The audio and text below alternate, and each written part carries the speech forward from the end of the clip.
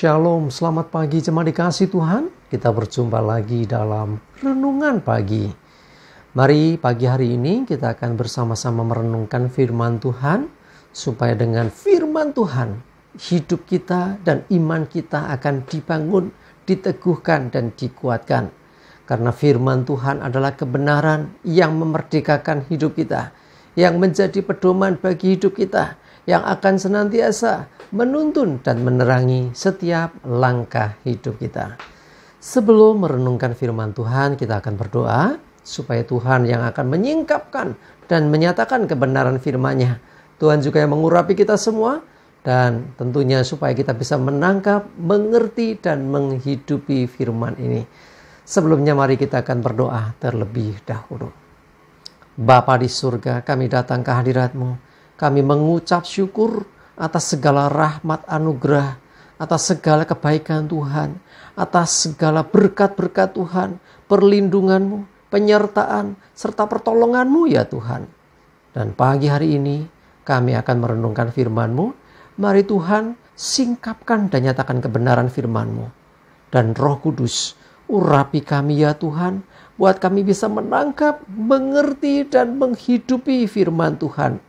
Dan kami percaya kuasa firman Tuhan yang akan membuat kami semakin mengerti akan kebenaran dan hidup di dalamnya.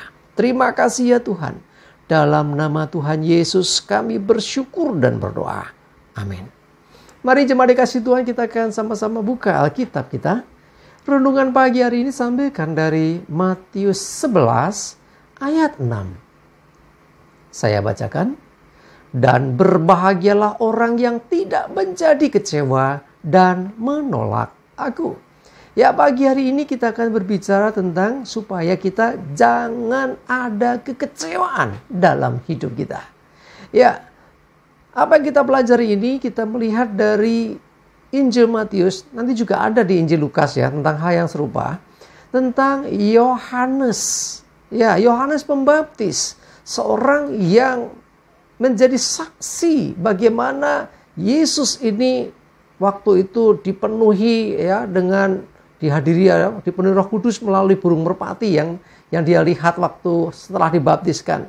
Bahkan Yohanes ini juga yang mengatakan, inilah anak domba Allah penghapus dosa umat manusia. Yohanes Pembaptis sudah tahu siapakah Yesus sesungguhnya. Tetapi apa yang terjadi ketika dia menghadapi situasi yang sulit, ketika dia harus dipenjara, dan ketika itulah dia mengirim utusan untuk bertanya, engkaukah itu? Loh, sudah pernah mengakui, tetapi kemudian setelah menghadapi masalah dia bertanya, engkaukah itu ataukah kami harus menantikan lagi yang lain? Jadi ada keraguan dalam diri Yohanes Pembaptis tentang jati diri Yesus. Apakah Yesus ini Mesias? Apakah masih ada yang lain lagi? Itu keraguan. Nah, sehingga Yesus menjawab apa? Orang buta melihat, orang lumpuh berjalan, orang kusta menjadi tahir, dan seterusnya, dan seterusnya. Tetapi kemudian Yesus menegaskan, dan berbahagialah orang yang tidak menjadi kecewa dan menolak aku. Keadaan yang sulit, keadaan yang mungkin ya membuat seseorang terjepit, atau orang dalam kesesakan, atau orang seperti berjalan dalam lembah kekelaman, atau sedang berjalan dalam padang gurun yang tidak menentu. Situasi-situasi yang tidak mudah ini kadang bisa menggoyahkan iman seseorang, termasuk Yohanes Pembaptis. Kenapa kok aku dipenjara? Kenapa kok aku harus mengalami situasi ini? Kurang lebih demikian. Sehingga dikirim utusan, apakah Yesus itu benar Mesias? Yesus berkata, berbahagialah orang tidak menjadi kecewa dan menolak aku. Ya, orang bisa kecewa karena banyak hal. Bisa karena diri sendiri, kecewa pada diri sendiri. Kenapa aku sebodoh ini? Ya, kadang kita mendengar itu ya, orang menyesali dirinya. Ada juga kecewa dengan orang lain, gara-gara si A, gara-gara si B. Bisa juga kecewa karena keadaan. Kenapa kok aku hidup di negeri ini? Kenapa aku harus menghadapi situasi ini? Ya, kecewa. Pada dasarnya kekecewaan apapun itu, sesungguhnya orang itu sedang kecewa terhadap Tuhan. Ya, lebih ekstrim lagi sampai berani ngomong, Tuhan kenapa kau begini? Lah ini menyalahkan Tuhan. Hati-hati jemaat dikasih Tuhan. Jangan biarkan kekecewaan menguasai pikiran dan hatimu. Karena kekecewaan entah itu kepada diri sendiri, kecewa kepada orang lain, kecewa karena keadaan, atau kecewa kepada Tuhan. Semuanya sesungguhnya itu tanda bahwa kita kecewa sama Tuhan.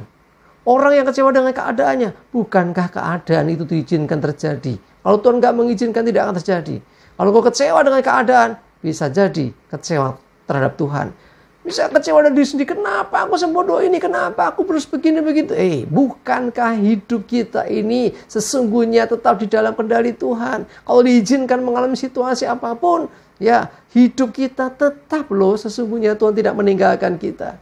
Artinya kalau kita kecewa dengan diri sendiri, bisa jadi kita kecewa dengan Tuhan juga. Kenapa diizinkan aku seperti ini? Kecewa terhadap orang lain. Kenapa kok orang itu seperti itu? Bukankah kita bertemu dengan seseorang, ya, dengan orang itu juga karena selalu ada campur tangan Tuhan. Tidak ada yang kebetulan. Kalau engkau kecewa dengan orang lain yang ada di sekelilingmu, bisa jadi kecewa juga terhadap Tuhan. Jadi intinya kekecewaan ini merujuk kepada kecewa terhadap Tuhan. Hati-hati. Jangan sampai itu terjadi dengan hidup kita. Berbahagialah orang yang tidak menjadi kecewa dan menolak aku. Endingnya kalau orang sudah kecewa terhadap Tuhan, itu akhirnya menolak Tuhan. Begitu banyak orang meninggalkan Tuhan karena apa? Karena keadaannya, karena keinginannya, karena kemauannya tidak terpenuhi, karena doanya nggak dijawab. Kenapa aku mengalami masalah ini? Kenapa aku harus begini begitu? Kenapa kok hidupku nggak seperti orang lain? Jemaat dikasih Tuhan, hati-hati dengan kekecewaan. Iblis akan memanfaatkan itu untuk membuat kita semakin jauh dari Tuhan. Untuk kita semakin tidak percaya kepada Tuhan. Dan akhirnya menolak Tuhan. Hati-hati, hati-hati sekali lagi. Firman Tuhan mengingatkan kita semua. Ya, supaya kita jangan menjadi kecewa karena apapun juga. Dan jangan sampai kita menolak atau bahkan meninggalkan Tuhan. Mari jemaat dikasih Tuhan, sesulit apapun, keadaan seburuk apapun, keadaan yang tidak mengenakan seperti apapun, percaya bahwa Tuhan mengizinkan semua terjadi. Berarti Tuhan juga yang akan memampukan kita melewati semua itu. Jangan kecewa dengan apapun juga. Terlebih jangan kecewa dengan Tuhan. Karena Tuhan selalu punya rancangan yang baik dan indah atas hidup kita. Di balik yang tidak baik sekalipun, Tuhan tetap merancangan yang baik. Amin. Kita berdoa. Tuhan, terima kasih firman-Mu menegur, mengingatkan kami supaya kami tidak menjadi kecewa baik terhadap diri sendiri, terhadap orang lain, terhadap keadaan, atau karena apapun Tuhan. Karena sesungguhnya apapun yang terjadi atas hidup kami percaya Engkau Tuhan peduli, Engkau Tuhan tetap setia, dan kami pasti akan dimampukan melewati semua dan berkemenangan. Ampuni kami Tuhan, kadang kami kecewa dengan keadaan. Yang sesungguhnya ketika kami kecewa dengan semua itu, kami sedang kecewa dengan Tuhan. Ampuni kami Tuhan. Dan biarlah kami belajar sekarang Tuhan, mengikuti tuntunan-Mu. Terima kasih, berdoa menyerahkan hari ini. Sertai kami, jauhkan celaka dan mara bahaya. Damai sejahtera dan berkat Tuhan menyertai kami semua. Dalam nama Tuhan Yesus kami bersyukur dan berdoa. Amin. Mari jemaat dikasih Tuhan, tetap semangat, maju terus dalam iman dan pengharapan. Ingat, jangan kecewa terhadap Tuhan, tetap percaya Tuhan menyertai kita semua. Amin.